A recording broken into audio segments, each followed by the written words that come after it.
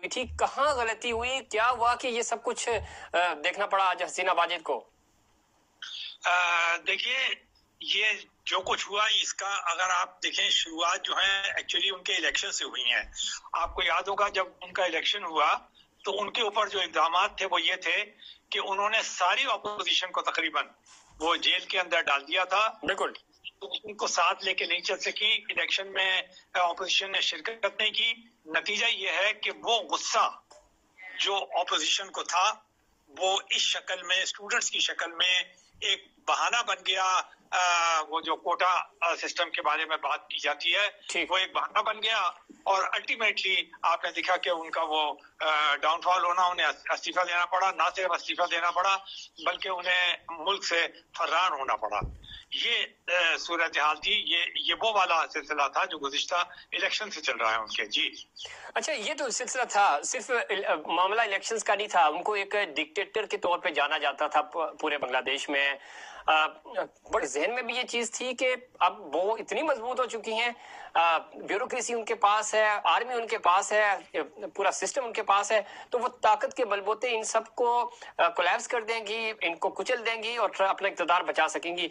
क्यों वो खातून जो दुनिया की बेहतरीन और ज़ाहिर है 20 साल उन्होंने गुजारे, तो वो ये छोटा सा एलिमेंट या ये नुक्ता नहीं समझ पाई और उनकी हमाकत थी या उनके मशीर जो थे उन तक सही तरह चीजें पहुंचा नहीं रहे थे? ये बात एक तरह से कही जा सकती है कि जो लोग बहुत ज्यादा अरसे तक रूल करते हैं, जिनको 15 साल या 20 साल, ये एक तरह से उनके लिए सबक है। आपने देखा होगा, मैं यहाँ पे ब्रिटेन में हूँ जी, आप मालूम है कि जो कंजर्वेटिव हुकूमत है उसका एक बहुत लंबा स्पेल रहा, 14 साल उन्होंने हुक्मरानी की। तो वो उनसे कोई ऐसी उन्होंने काम नहीं किया था जो कि ये लेबर वाले नया आके करने वाले हैं। कोई भी नया काम नहीं कर रहे, बल्कि आपने देखा होगा कि यहाँ पे भी राइट्स हो रहे हैं। बिल्कुल ऐसे ही है। आप देखें कि वो फेस से तंग आ जाते हैं, वो कहते हैं बदलो।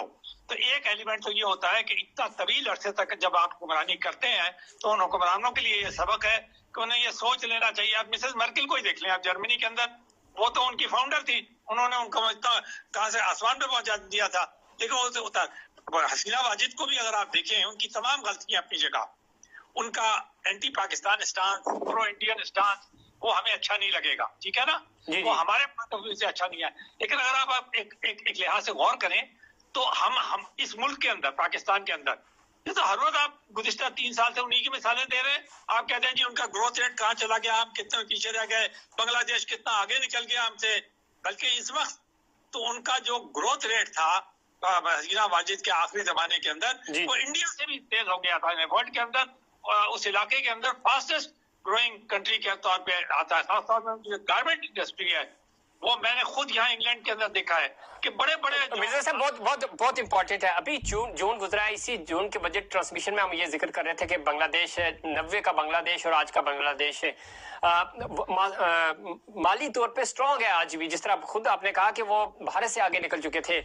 अगेन मैं उसी पॉइंट पे आ रहा हूँ कि गलती कहाँ हुई। बिल्कुल, ये उन्होंने जब ये इलेक्शन लड़ने के लिए वो जा रही थी तो गालिबन से साल 2 साल पहले उनको ये यकीन हो गया था कि शायद वो जो है वो इररिप्लेसेबल हैं। तो चूंकि वो अपने आप को इररिप्लेसेबल समझने लगी थी, secondly she was the daughter of the founder of the nation. जी, ठीक है ना, शेख मुजीब की वो बेटी भी थी। बिल्कुल ऐसे ही है, वाइगर थी। थर्डली वो, इसमें भी आप खुद भी एतराफ कर रहे हैं, मैं भी एतराफ कर रहा हूँ। देखिए, जो पॉइंट है ना जिसको जाना चाहिए वो जरूर जाना चाहिए। गलत बात करने से, चाहे मैं उनका कितना ही बड़ा क्रिटिक क्यों ना हूं, वो ये है कि उन्होंने बांग्लादेश को आगे तो बहुत बढ़ाया है ना, जो उन्होंने बहुत बांग्लादेश को तरक्की दी है। यहाँ पे भी मैंने देखा है और दूसरी जगहों पे देखा है, बांग्लादेशों की लोग इज्जत करते हैं, उनकी जो तरक्की हुई है उसकी वजह से। सर एक ट्रांसफॉर्मेशन हुई है पूरी, वो नजर आ रही है इस राइट। अच्छा, लेकिन जब आप इतनी देर तक हुकूमत करते हैं तो उनको आप में कुछ चीजें प्लस होती है तो फिर कुछ माइनस होने लगती हैं, जिनमें से एक माइनस पॉइंट ये होना शुरू हो जाता है कि यू फील कि शायद आप जो है वही रिप्लेसेबल है, आपको हुकूमत करते रहना चाहिए, आपका कोई मुकाबला नहीं है, आप ही इस मुल्क को आगे बढ़ा सकते हैं। बाकी तमाम लोग जो हैं, चाहे खास तौर पे जो अपोजिशन है, वो शायद मुल्क दुश्मन है। اور وہ جو ہے وہ اتنی محب وطن نہیں ہے جتنی کہ ہم ہیں. اور اس میں مرزا صاحب ایک پوائنٹ آپ سے پہلے ڈھاکہ سے ہی ہمارے ساتھ شاہین راجہ صاحب موجود تھے، بنگلہ دیشی صحافی ہیں، وہ یہ بتا رہے تھے کہ کرپشن چارجز بھی بہت زیادہ تھے. عموماً ظاہر ہے انٹرنیشنل میڈیا کے اوپر یہ رپورٹ نہیں ہوئے، تو وہ کہہ رہے ہیں مقامی سطح پہ جب ہم وہاں دیکھتے ہیں تو وہاں پہ کرپشن کے چارجز بھی تھے، چونکہ ایک عرصہ دراز سے لوگ اقتدار میں تھے اور ان کی سیٹنگ بہت اچھی تھی، وہ چیزیں بھی اب ایکسپوز ہونا شروع ہو گئی تھیں. یہ ایلیمنٹ کتنا بڑا ایلیمنٹ ہو سکتا ہے اس میں؟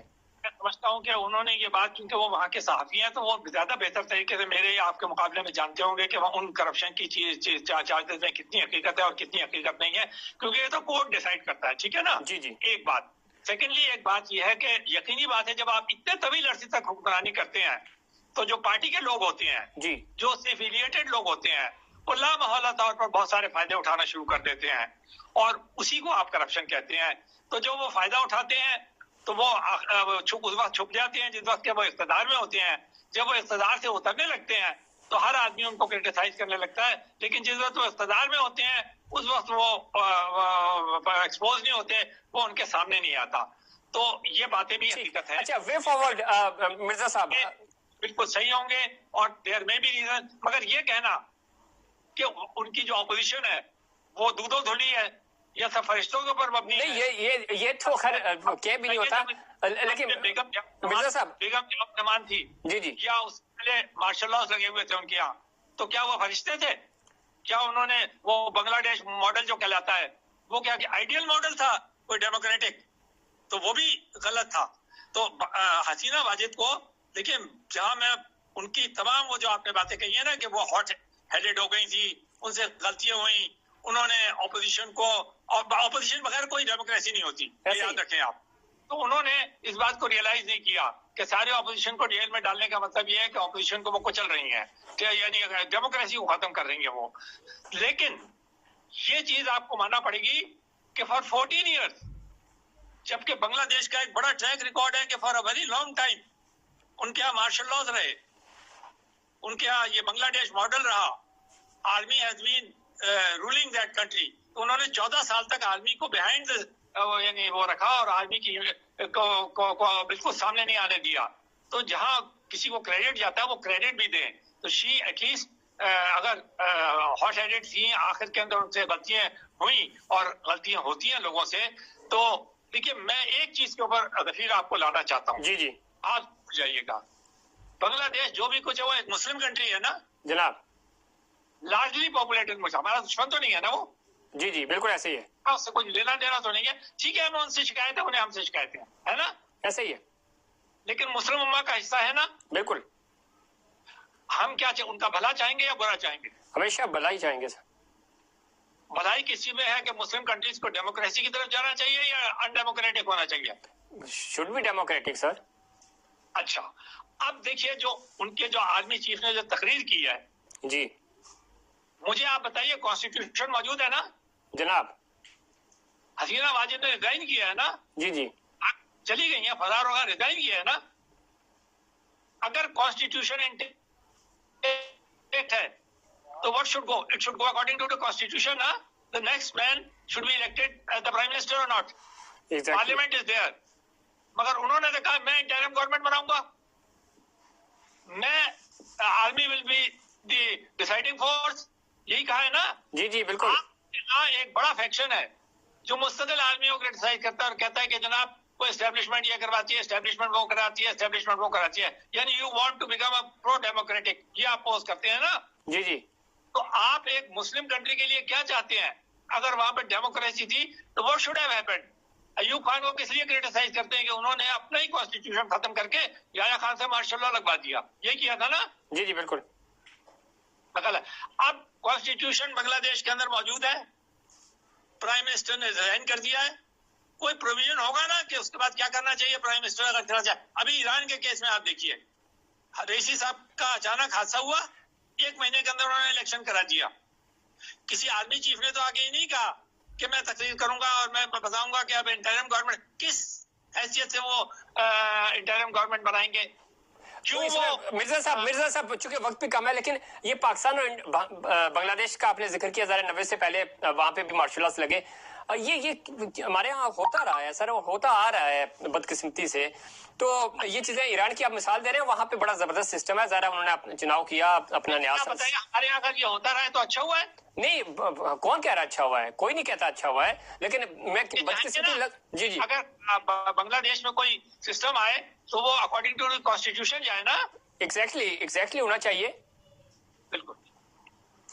یہ میں دیکھیے میں اس پوائنٹ آف ویو سے لیتا ہوں. میں کہتا ہوں بالکل حسینہ واجد غلط تھی، انہوں نے اپوزیشن کے ساتھ جو کیا وہ بالکل غلط مرزا کیا. صاحب آپ بات ٹھیک کہہ رہے ہیں، میں تھوڑا سا آگے بڑھنا چاہ رہا ہوں کہ یہ تو ذرا اب وہ وہاں ہو چکا ہے، اور آرمی نے ذرا کہہ دیا، آرمی چیف نے کہ عبوری حکومت بنانے کا اعلان بھی کر دیا ہے. آگے کیا نظر آ رہا ہے آپ کو؟ وے فارورڈ کیا نظر آ رہا ہے؟ آپ حکومت کون سنبھالے گا، کیسے بنے گی عبوری حکومت کے بعد؟ اس نے نئے الیکشنز میں جانا ہے یا یہیں سے سیٹ اپ بنے گا؟ اس کو کس طرح دیکھتے ہیں آپ؟ دیکھیے اب یہ تو اب آرمی کو ڈیسائیڈ کرنا پڑے گا کہ وہ کون سا پروسیس اختیار کرتا ہے. جو نارمل پروسیس دیکھنے میں آیا وہ یہ ہوتا ہے کہ اگر آپ نے کانسٹیٹیوشن ایبروگیٹ کر دیا جی تو پھر تو کیا آپ کے پاس وہ رہ جائے گا آلٹرنیٹو. آپ کے پاس ایک ہی آلٹرنیٹو رہ جائے گا کہ آپ کو آرمی ہی ٹیک اوور کرے گی. ٹھیک ہے نا؟ ٹھیک ہے. پھر وہی ڈیسائیڈ کرے گی کہ انٹرم گورنمنٹ کس قسم کی بنے یا اس کے انڈر گورنمنٹ بنے.